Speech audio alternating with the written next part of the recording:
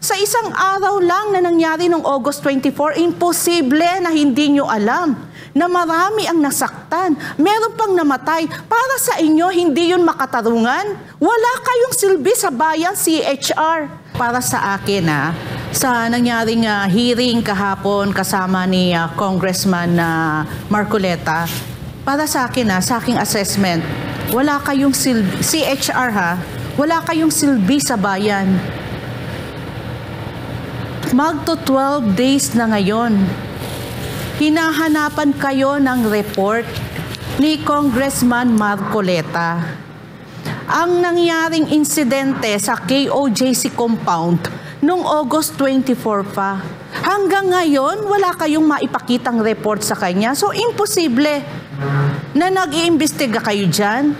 Kung nag-iimbestiga kayo, sabi nyo as early as September 1, nandyan na kayo.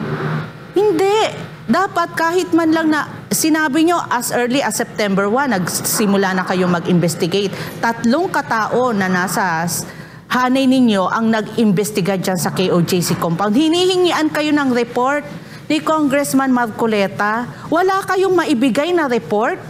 Sa isang araw lang na nangyari noong August 24, imposible na hindi nyo alam na marami ang nasaktan. Meron pang namatay. Para sa inyo, hindi yun makatarungan? Wala kayong silbi sa bayan, CHR. Tapos, humihingi kayo ng budget. Para saan yung budget nyo na hinihingi para sa taong bayan? Tandaan nyo, taong bayan ang nagpapasweldo sa inyo. Kami, kahit dito sa SMNI, nagtatrabaho kami. Kami ni Franco, nagbabayad din kami ng tax sa inyo. Mahiya naman kayo. Halos 6 na po sa hanay ng KOJC nasaktan, 1 pa ang namatay. Hindi nyo yun alam? Imposible. Wala kayong silbi ng mga tauhan dyan sa CHR.